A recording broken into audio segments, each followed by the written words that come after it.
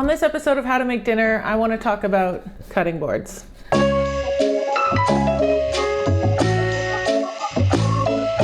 Today I want to talk about 5 considerations to think about when you're choosing a cutting board.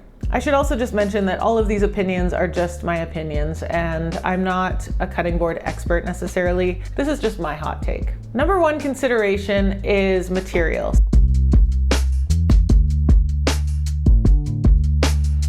The whole cutting board topic is a little bit polarizing. I find that there are people that swear by plastic only because of sanitary reasons, and then people that swear by wood for, not ingesting plastic reasons. I happen to be a wooden cutting board fan for the most part. I'd be happier to eat wood than eat plastic, if that makes any sense. When I was working in professional kitchens, we always used plastic cutting boards, and they would be color coded by what you were supposed to chop on them. So brown would be for veggies, green would be for fruit, blue for fish, etc. But in my home kitchen, I prefer to use wood because I like the way it feels. And from my understanding, it's fairly antibacterial naturally. And with just a little bit of care, I keep my cutting boards in pretty decent shape, and I really enjoy them. I haven't yet tried rubber cutting boards, which I know are really popular in Japan. I'm super curious about them though. So if you have any experience with rubber cutting boards, I'd love for you to let me know your experience in the comments section.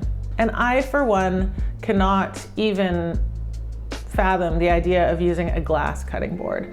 I've used a couple in my teenage years when I've been, making lunch at a friend's house or something, and it's just the worst feeling ever. Cutting on glass, I just can't. I can't. The second consideration is what you're actually chopping on your cutting board.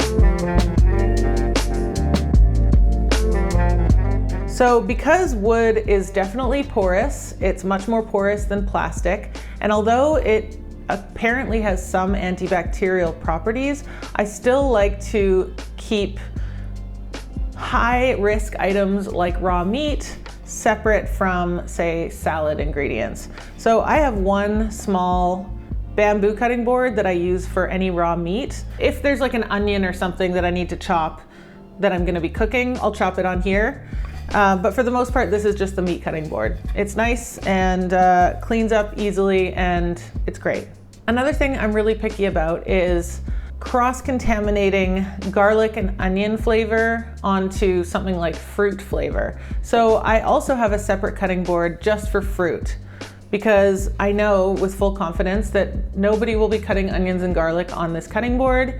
So I can use it for my pineapple, I can use it for whatever. Pineapple specifically has this like extra property, I think it's the enzyme or the acid or something that pulls flavor out of the cutting board. So even if you cut onions and garlic on it like a few days ago and washed it, the pineapple will still pick it up. So I like to use one cutting board for fruit. This cutting board happens to have feet on it, and I find that to be a really good way to remember. Fruit, foot, feet, fruit, The next consideration is size. A lot of chefs swear by these humongous cutting boards. They're like, you gotta have a big cutting board, it's gotta be huge so that you can pile up your prepped ingredients off to the side and keep working. And I definitely respect that, and I admit that it is nice to have a lot of space, but something like this is very heavy, and it's also very large, and it doesn't fit into my sink. It doesn't fit into very many corners of my kitchen at all. So it's kind of a big pain, and I don't end up using it as often because of that. For normal day-to-day cooking, I often reach for my smaller cutting boards like this one, which you've seen a lot on the show, because it's just small. It's easy to, chuck around and wash and store. It fits in my drying rack, no problem. Another thing when you're thinking about size of cutting board is what size of knife are you going to be using? In an ideal world, you'll choose a knife that fits your cutting board. So this knife, for example, is like a little bit big for this round cutting board, but I can pull it off. It's fine. What you probably won't see me doing is using this big 10-inch chef's knife on this very small rectangular cutting board. It's just wrong. When the end of the knife is out in midair, it's just no good. It's not safe. It's just not ideal. So choose the right size cutting board for the knife that you're using. I use this knife a lot, which is pretty doable on most cutting boards. I often use like a small paring knife more often than I used to. I'm in the market for a nice little kind of 6-inch utility knife. That's gonna be my next knife purchase. The fourth consideration I want to talk about is preventing your cutting board from sliding all over your countertop as you're chopping. This is probably my #1 pet peeve. This is something I see all the time on cooking shows, especially YouTube channels. I'm not gonna name any names, but I find that sometimes these cooks are chopping away on their cutting boards and they're sliding all over the place and they're like wrangling their cutting board, trying to keep it still. It's dangerous, it's frustrating, it's just not a good idea. My favorite way to prevent this is to use these kind of rubberized shelf liners. And I usually buy a big roll from the dollar store. It lasts, one roll is all you need for all of your cutting board needs. And this one, for example, I cut into the exact shape of this cutting board so that it fits perfectly. And then I don't get any rocking. I can just like station myself and my cutting board is staying put and I can just focus on the chopping and cooking and enjoying myself instead of wrestling with chasing my cutting board around the counter. And the fifth consideration, especially when talking about wooden cutting boards, is care and maintenance. For a long time, I was only using secondhand wooden cutting boards, like this one, and this one, and this one. I bought these secondhand, and they've been used and used and used for many, many years, and they've already been seasoned properly.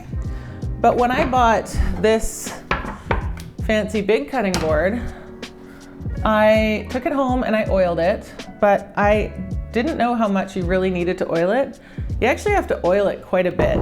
And they recommend, and I would probably recommend also, just to get the block oil that they sell wherever you buy your cutting boards, because it has like a nice mix of oils in it.